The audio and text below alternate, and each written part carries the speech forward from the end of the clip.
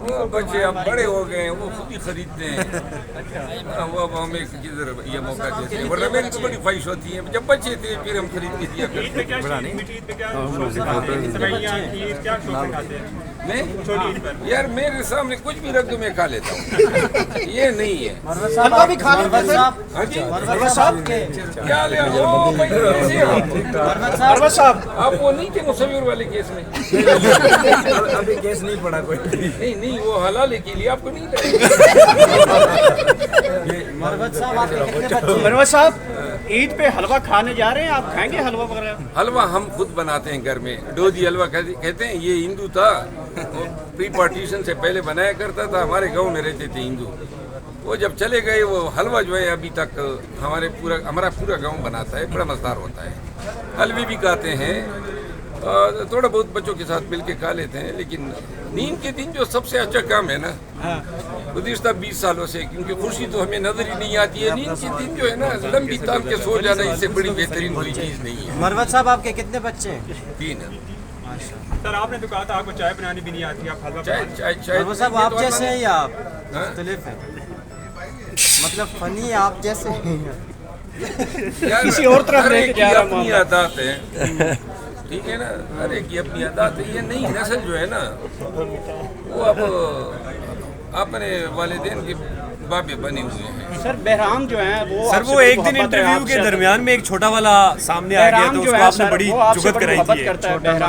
بہرام کو آپ بہت زیادہ پیار دیتے ہیں، باقی کے ساتھ ہم نے کبھی نہیں اتنا دیکھا۔ دیکھیے میرے 3 بچے ہیں، بڑی میری بیٹی ہے اور اس نے لندن سے یہ کیا BS کیا بڑے ایک اچھے تعلیمی ادارے سے، پھر دوسرا میرا بیٹا ہے رایان، وہ اب 18 سال کا ہے، اور اس کے بعد سب سے چھوٹا اللہ نے دیا 2018 میں بہرام، اور بہرام میں ویسی بچوں سے مجھے بڑی محبت اور انسیت ہے، اور ہمیشہ بچے جدھر بھی دیکھتا ہوں اٹھاتا ہوں، تو بہرام جو ہے اب ہمارے گود میں کھیل رہا ہے، ابھی بھی میں جا رہا ہوں اس کو اٹھانے کے لیے۔ اچھا سر، یہ وہ بہرام ہی تھا نا جو انٹرویو کے درمیان میں سامنے آ گیا تھا اور آپ نے کہا تھا یہ ونڈرفل بغیر، وہی تھا نا بہرام تھا؟ مجھے یہ یاد ہے آپ کا انٹرویو، مجھے تو یہ آپ تھے اس میں انٹرویو میں؟ میں ویڈیو دیکھی ہے میں نے۔ اچھا ویڈیو اور کوئی بات؟ ہاں جی سر 2 منٹ اب ٹھیک ہے، اور کوئی سوال ہے؟ سوال نہیں ہے مروت صاحب کا جواب ہے۔ ہاں سر آپ نے ہاں اختیار ولی کی، اور آپ نے پنجوتا کی صلح کروائی ہے۔ وہ دونوں کے بیچ میں بیٹھا تھا، اور خود افنان اور میرا جو یوسف ہے 1.5 سال بعد یا لگ بھگ اتنا عرصہ لگا افنان اور میری راضی نامے میں۔ دیکھیں ہم سیاسی لوگ ہیں،